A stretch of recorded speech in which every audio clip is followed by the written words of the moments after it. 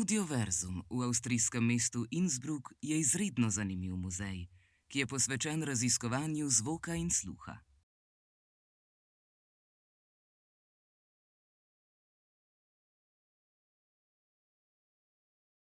Kot znanstveni center združuje medicino, tehnologijo, izobraževanje in umetnost, zaradi česar je edinstven v Evropi.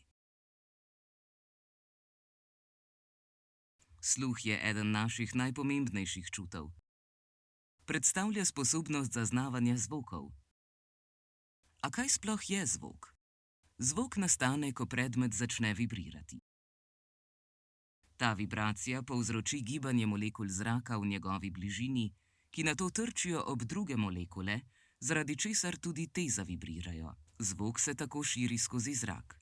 Za merjenje glasnosti zvoka uporabljamo enoto imenovano decibel. Glasnost, ki doseže vrednost 100 decibelov ali več, smo izkusili, ko smo obiskali kabino za kričanje.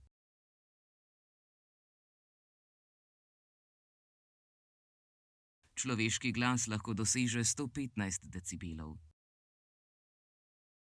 Zanimivo je, da se dva krika ne seštevata, ampak končna glasnost ostane ista, čeprav kričita dva človeka.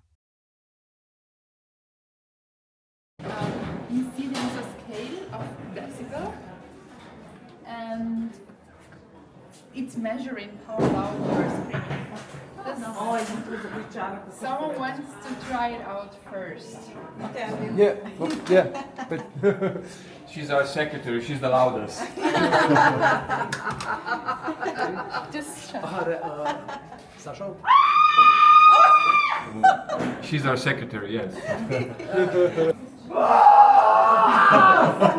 Yes. Oh, low. 115. Človeški glas nastane z vibracijo glasilk. Zelo pomemben je tudi dihalni sistem. Pomembni so tudi rezonatorji, se pravi votlina, žrela, grla, obnosnih votlin, in to vse pogojuje to, kar pride kot produkt. Se pravi, to pogojuje višino glasu in glasnost. Tako da so pri tem omejitve in je res, da človeški glas ne doseže več kot 115 decibelov. Zakaj pa tudi, ko več ljudi hkrati kriči, zato ker se to ne sešteva linearno, ampak ne pride več kot 115 decibelov, tudi če več ljudi istočasno zelo glasno vpije. Poleg lestvice decibelov so narisane tudi živali, ki lahko dosegajo podobno glasnost kot ljudje. Za najglasnejšega sicer velja sinji kit, ki je hkrati tudi največja žival na svetu. Oddaja lahko klice, ki dosežejo 188 decibelov. To je glasneje kot reaktivni motor in dovolj glasno, da poškoduje človeški bobnič.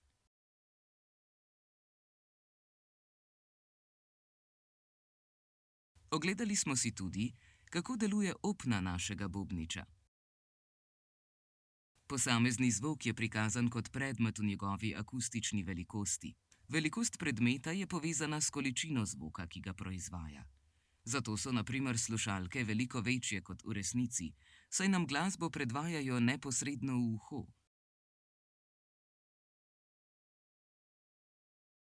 Z roko smo tako lahko občutili, v kakšni meri se premika naša opna ob posameznem izvoru zvoka. Največ tresljajev je predstavljal letalski motor, ki zavibrira z močjo 130 decibelov. Ob žvrgolenju ptic nam opna vibrira z močjo 10 decibelov. Valerija pa je poskusila, kako je občutiti cerkveni zvon.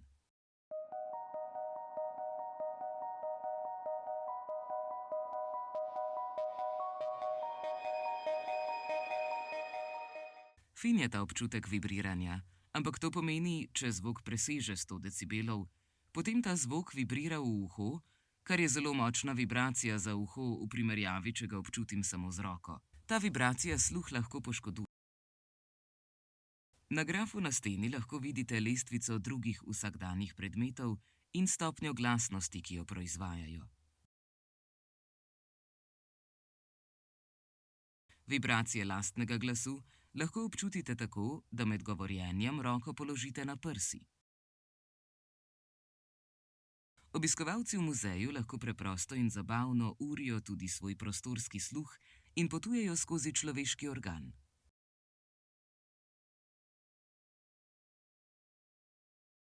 Valovanje zraka oziroma zvok pa se lahko prenaša tudi prek lobanskih kosti, zato lahko slišimo zvoke tudi, če imamo okvaro sluha. Kdaj pa ne moremo slišati prek kosti?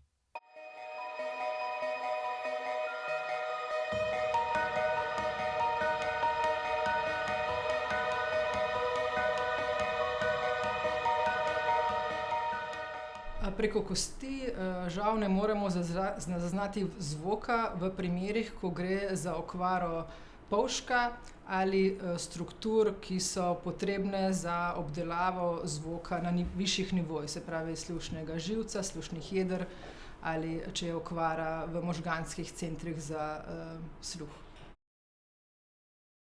Izvedeli smo še, kako je slavni avstrijski skladatelj Ludwig van Beethoven lahko napisal svojo najslavnejšo simfonijo številka 9, čeprav je bil takrat že popolnoma gluh.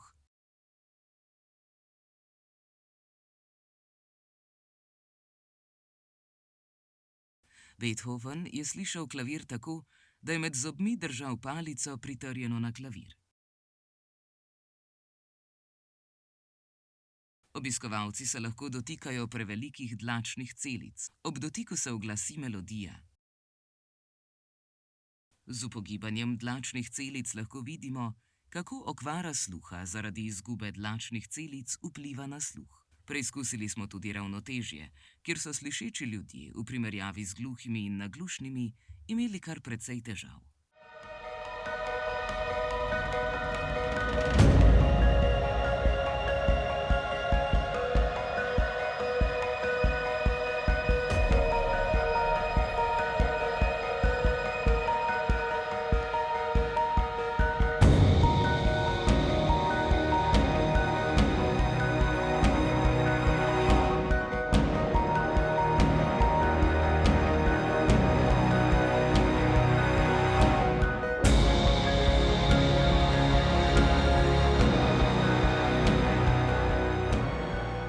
Možgani uravnavajo našo držo oziroma vplivajo na ravnotežje s pomočjo signalov, ki prihajajo iz različnih sistemov.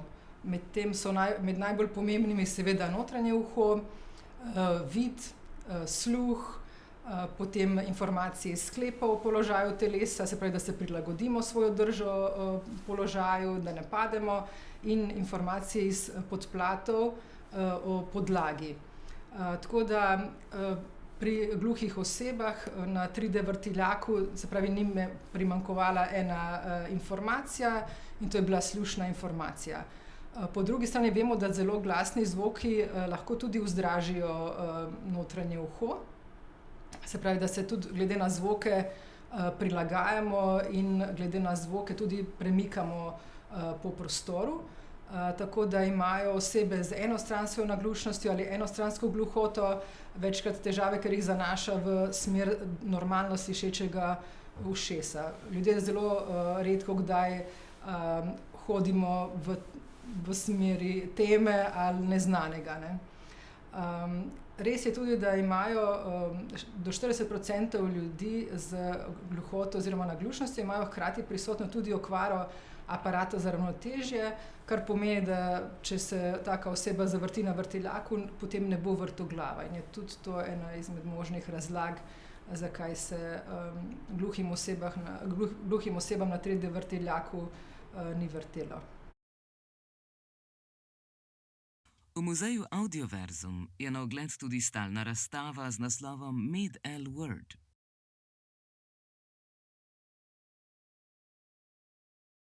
Podjetje Med-El, ki velja za enega največjih v svetu slušnih pripomočkov, ima svoj sedež v Innsbrucku.